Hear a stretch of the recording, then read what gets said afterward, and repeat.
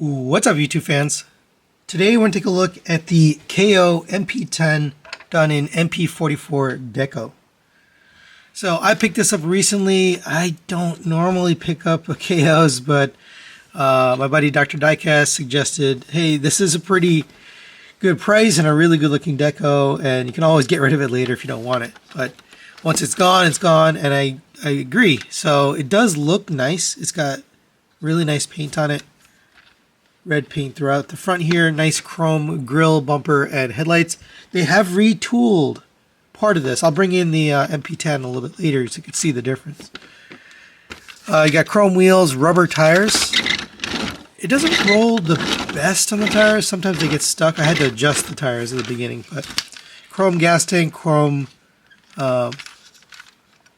smokestacks. On the back we got some, I don't know if it's a sticker or what, but that looks good. Little lights in there on the feet.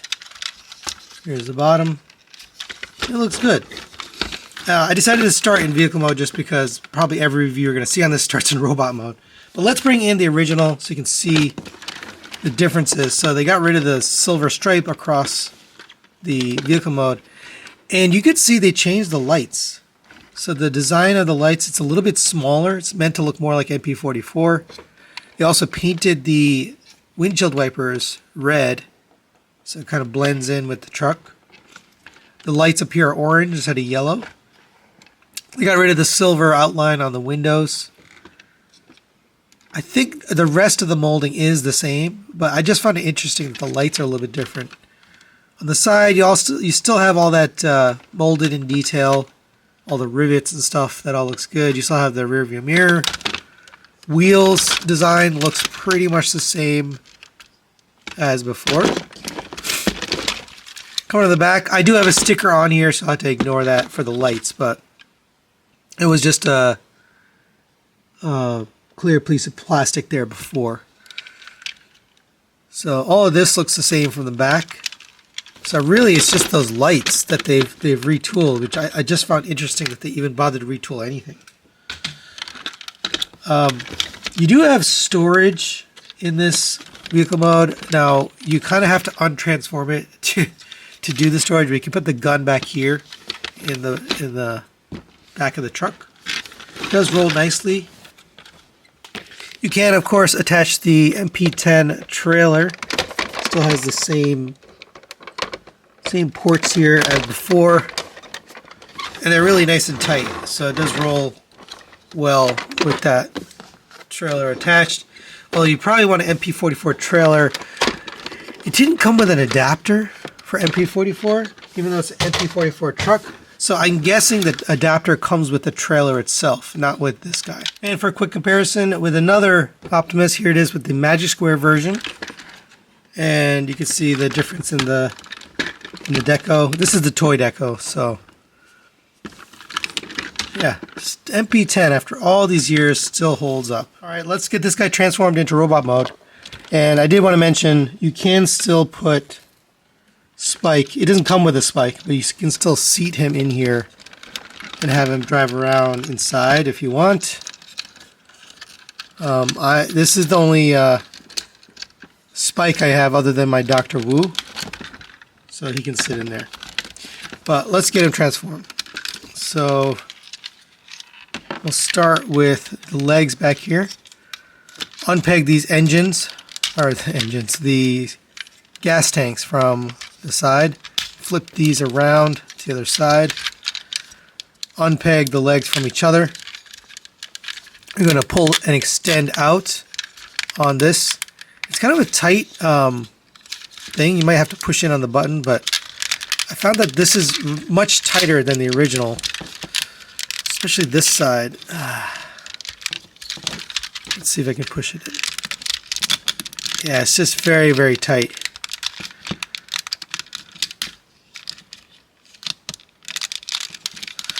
And that's the kind of stuff you see with KOs, is things like that. You know, things get stuck. There we go. It's really tight due to the paint. So you had to put a little bit of effort in there. Open up the feet. These are die cast, by the way, on the top. And then accordion the gas tanks down. fold in on these panels. And you'll notice that they're just painted blue, no more silver on the legs. And then slide the feet out. So there's your feet. Let's take a look at the upper body.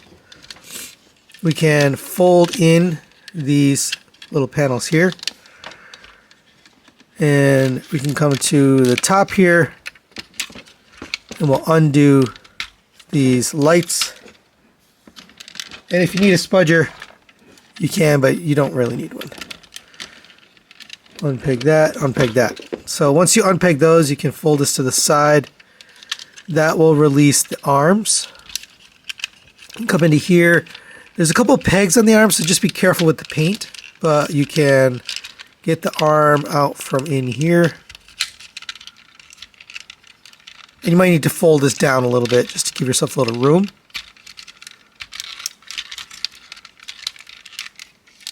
And then we'll pull this out so you give it a little space. Alright, so same thing on this side, pull this down a little bit. Get your arm, fold it out. Making sure to clear. There's a little tab on the top, so you want to make sure that clears. Right? Everything's pretty tight on this one just because of the paint, so just keep that in mind. Since we got the arms out, you might as well take care of these. So open up this panel, flip the hand around, and then close that back up. Same on this side.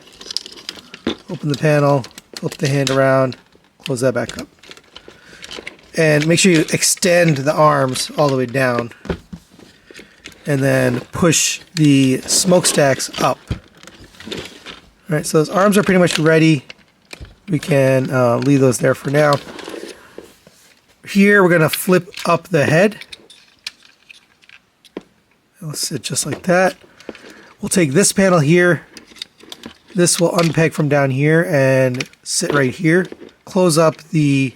Actually, while we have it open, you can just see really beautifully painted matrix with that metallic blue. Go ahead and close the black one, black cover. Then close the chrome cover.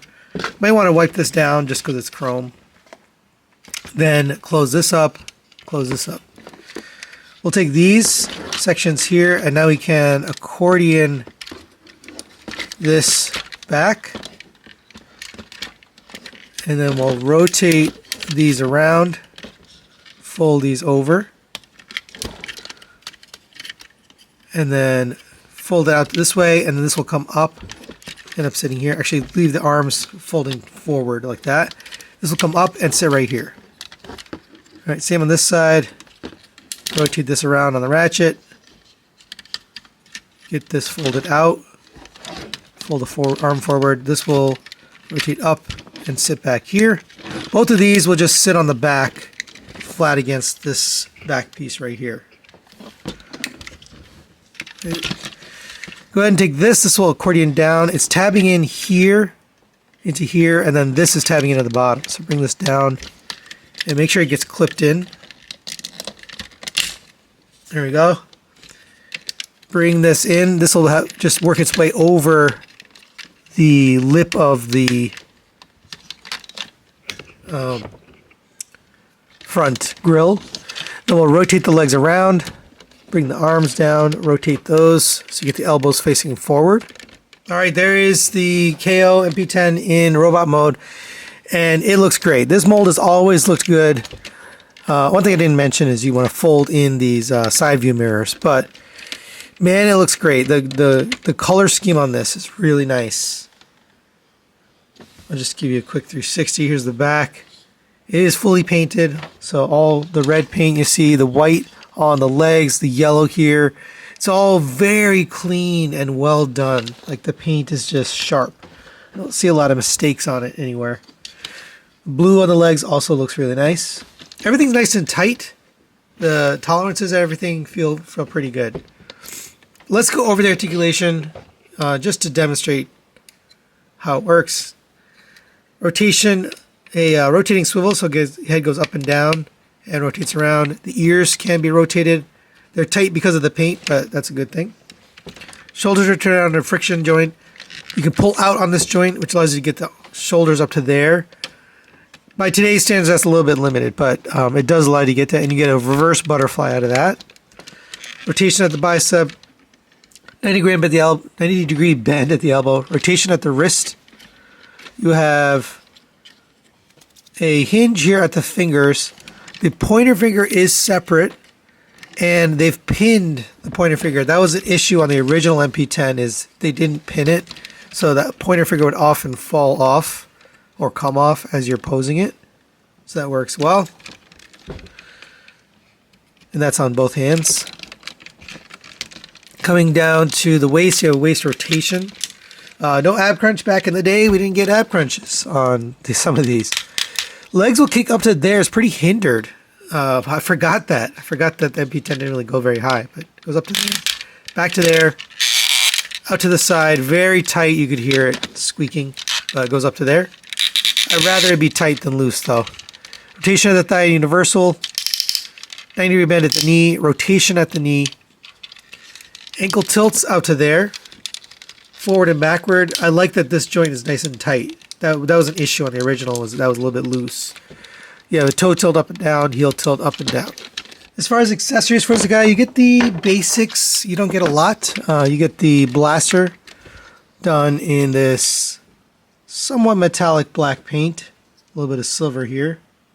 It does still have the same gimmick. You can fold it up into this little cube. You can come back here, open up the backpack. And let me just remember how this goes. I think it lays down in here like this, and then you close that up, and you can store it.